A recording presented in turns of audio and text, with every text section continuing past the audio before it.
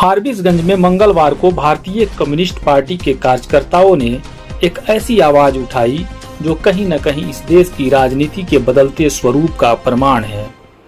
राज्य स्तरीय कार्यक्रम के तहत सैकड़ों की तादाद में लाल झंडे लहराते लोग फारबिसगंज के प्रखंड कार्यालय तक पहुंचे। नारेबाजी करते हुए यह कारवां शहर के विभिन्न रास्तों से गुजरा, मानो यह बता रहा हो कि जनता की आवाज दबाई जा सकती है लेकिन पूरी तरह से खत्म नहीं की जा सकती। इस धरना प्रदर्शन की अगुवाई कर रहे शिवनारायण सिंह यादव की अध्यक्षता में एक सभा हुई। लोगों को संबोधित करते हुए जिला सचिव गेनालाल महतो ने सरकार की नीतियों पर सवाल उठाए। उन्होंने याद दिलाया कि मुख्यमंत्री नीतीश कुमार ने इंडिया गठबंधन के मंच से जमीन सर्वेक्षण में दखलदारों को प्राथमिकता देने का वादा किया था, पर आज की राजनीति वादों को पूरा करने की नहीं बल्कि उनसे पलटने की बन गई है। महतो ने कहा कि सरकार अब अपने उन्हीं वादों से मुकर गई है और जनता के खिलाफ कार्रवाई पर उतारू है। उन्होंने प्रीपेड स्मार्ट मीटर के खिलाफ आवाज बुलंद की। बिजली जैसी बुनियादी जरूरत पर प्रीपेड मीटर का भार डालकर आखिरकार सरकार किस विकास की बात कर रही है।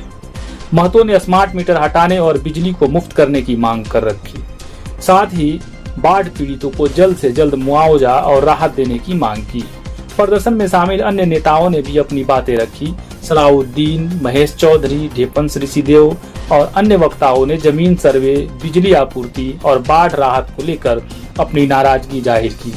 यह प्रदर्शन सिर्फ एक कार्यक्रम नहीं था, यह उस गुस्से की अभिव्यक्ति थी जो उन वादों के टूटने से पैदा हुआ है जिनसे कभी बिहार की जनता ने उम्मीदें बांधी थी।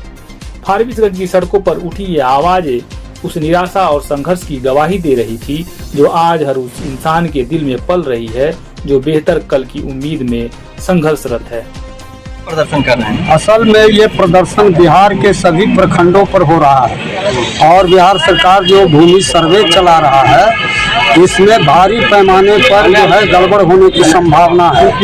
जो लोग जो है बसे हुए हैं या बिसलिंग के जमीन पर, बिहार सरकार की जमीन पर, भूदान की जमीन पर बसे हुए हैं और आवेदन दिए हुए हैं सीओ के यहाँ 2 साल पहले से आवेदन पड़ा हुआ है, अभी तक उसका निदान नहीं किया है और सरकार कहती है कि जिसको अप टू डेट कागज होगा उसी को सर्वे में हम नाम दर्ज करेंगे। इसलिए हम उसका विरोध कर रहे हैं कि आप इंक्वायरी कीजिए, जो ज़मीन पर जो दखल कब्जा में है, जिसका घर द्वार है, उसको भूमि सर्वे में प्राथमिकता दिया जाए। और दूसरा सवाल है कि प्रीपेड स्मार्ट मीटर जो है बिहार के लिए सूटेबल नहीं है। यहाँ गरीबों का अधिकतर संख्या है बिहार में और जो प्रीपेड मीटर लग रहा है उसमें गरीबों का जो है लाइन कट रहा है, बिजली कट रहा है, उसका घर अंधेरा है, वो बिल नहीं दे पा रहा है और अनाप शनाप बिल डाल रहा है। इसलिए हम लोगों का डिमांड है कि इसको प्रीपेड मीटर को हटाया जाए और जो उपभोक्ता है उसको फ्री बिजली मुहैया किया जाए।